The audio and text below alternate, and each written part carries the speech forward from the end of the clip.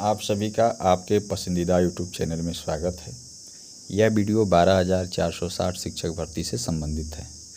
12,460 शिक्षक भर्ती में विद्यालय आवंटन को लेकर के, वेतन को लेकर के तथा तृतीय काउंसलिंग की क्या तैयारी है, इसके बारे में इसमें अपडेट दी जाएगी। साथ ही साथ अंत में आपको जो होल्ड नियुक्ति पत्र है, इसके बारे में भी अपडेट प्राप्त हुई। तो 12,460 शिक्षक भर्ती से संबंधित आप हैं तो इस वीडियो के अंत तक आप अवश्य बने रहिए।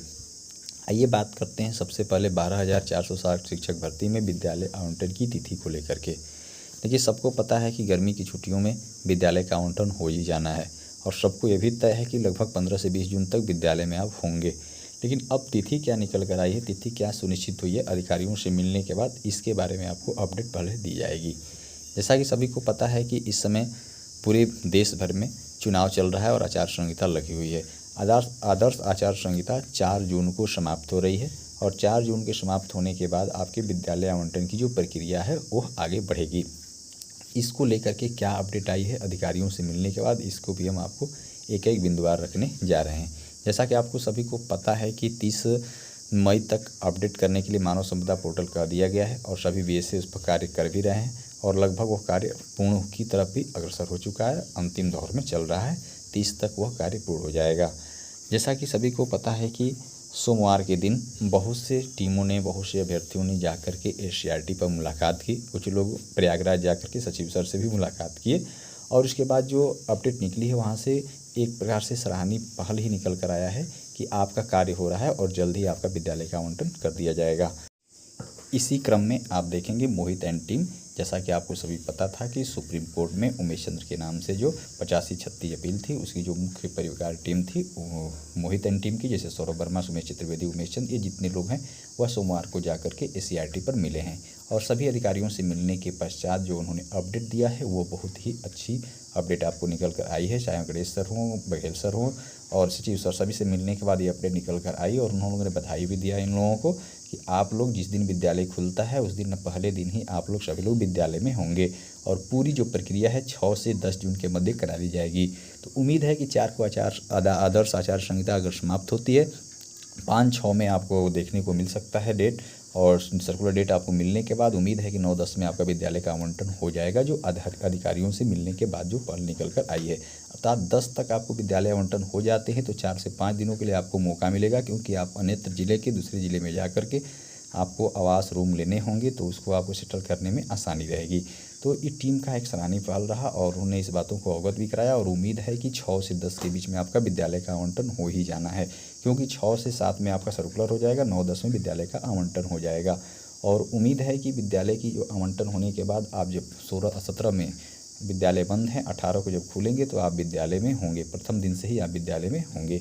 और सबसे बड़ी बात यहाँ पर ये निकल कर आई है कि होल्ड वालों को लेकर के, होल्ड वाले लोग अभ्यर्थी जो परेशान हैं, जो नियुक्ति जो सूची बनी है उसमें सूची में अगर आपका नाम है और किसी प्रपत्र के लिए आपके नियुक्ति पत्र को होल्ड रखा गया है तो किसी की बहकावे में ना आए। जो लोग एससीईआरटी जा रहे हैं, मिल रहे हैं, उनके अपडेट से आप दूरी बनाएं और आप सबसे अधिक आप प्रयास करें, आप सचिव के पास जाएं और जो प्रपत्र आपके जो कमी है उसको आप पूरा करें। अगर साक्ष्य आप नहीं दे पाते हैं तब आपके नियुक्ति पत्र नहीं मिलेंगे। अगर आप साक्ष्य दे देते हैं तो आपको नियुक्ति पत्र अवश्य ही मिलेंगे।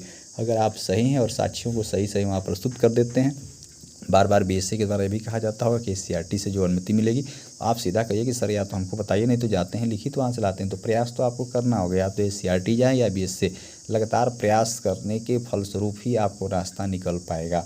तो जितने भी होल्ड के लोग हैं, जितना अधिक हो सके बीएसए आप जाएँ, अपना निवेदन करें और वहाँ पर जो भी आपके प्रपत्र में कमी है उस साक्ष्य को वहाँ पर पूरा करें। अब बात करते हैं थोड़ा सा वेतन को लेकर के। तो देखिए, सबके नियुक्ति पत्र पर स्पष्ट तौर पर लिखा हुआ है कि विधिवत कार्यभार ग्रहण करने के बाद ही आपके वेतन की जो कार्यवाही है आगे बढ़ाई जाएगी। तो सबसे पहले आपको सोचने वाली बात यह है कि कुछ ऐसे ज़िले हैं जहां पर हस्ताक्षर कराए गए हैं लगातार बीएसए ऑफिस पर। तो ये जो बातें हैं इसको थोड़ा समझने वाली है। सबसे पहले ये है कि आप विद्यालय आवंटन हो जाता है, विद्यालय में कार्यभार ग्रहण कर लेंगे और जो आपकी पूरी प्रक्रिया है, लगभग वेतन बनने में 1 से 1.5-2 महीना, 3 महीना भी लग सकता है। और आपके जो मानव संपदा जो पोर्टल है, जब उसको अपडेट किया जाएगा तो उसमें एक चीज़ ध्यान रखिएगा, आपकी नियुक्ति तिथि सुनिश्चित की जाती है, सबकी एक नियुक्ति तिथि दिखाई जाएगी।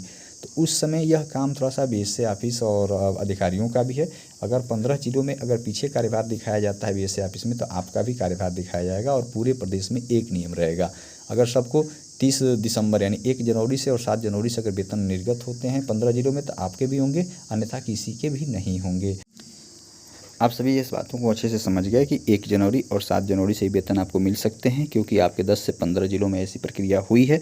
अगर वहां पर नियुक्ति तिथि मानव संपदा पोर्टल पर अगर वह दिखाई जाती है तो आपको वेतन वहां से भी मिलेंगे, एरियर के रूप में प्राप्त होंगे, नहीं तो आपका विद्यालय आवंटन हो जाएगा, इसके बाद आपके वेतन निर्गत होंगे। तो वेतन के लिए आप सबसे पहले विद्यालय ज्वाइन कीजिए, जो भी अपडेट आगे निकलेगी आप तक पहुँचाई जाएगी। फिलहाल वेतन संबंधी आपसे दूरी बनाएं और विद्यालय आवंटन की तिथि सुनिश्चित करें।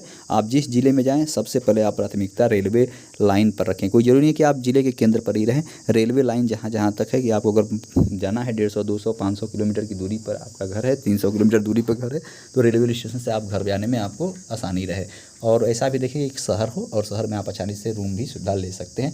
तो विद्यालय आवंटन की तरफ अपना पहले आप मार्ग प्रशस्त करें और उस पर ध्यान दें। उम्मीद है कि 6 से 10 के बीच में आप पूरी आवंटन हो जाएगा, क्योंकि अधिकारियों से निकल कर आ चुका है कि 6-7 में आपका डेट जारी हो जाएगा और 9-10 में आपका विद्यालय का आवंटन हो जाना है।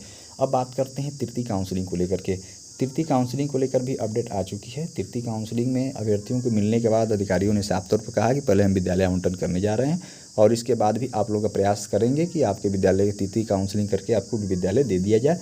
और यहाँ तक कि बघेल सर ने कहा है कि जब मैंने इतना पद भर दिया तो 600 जो भी पद खाली आपको दिखाई दे रहे हैं वो पदों को भी मैं भर दूँगा, तो आप लोग भी निश्चिंत रहें। उम्मीद करते हैं कि आपके प्रयास के ऊपर यह तय होगा कि आप तृतीय काउंसलिंग 28 अगस्त से पहले करा ले जाते हैं या सुनवाई के बाद होती है। यह अभ्यर्थियों के लगातार प्रयास और सफलता तब मिलेगी जब उन्होंने लगातार अपनी पहल करेंगे। तो ये थी तमाम अपडेटें, और जो भी आपको निकलता है 12,004 शिक्षक से भर्ती संबंधित आपको पहुंचाई जाएगी। अगर वीडियो के अंत तक बने रहने के लिए आप लोगों को धन्यवाद। आगे जो भी अपडेट होगी इस चैनल के माध्यम से आपको दी जाएगी। धन्यवाद।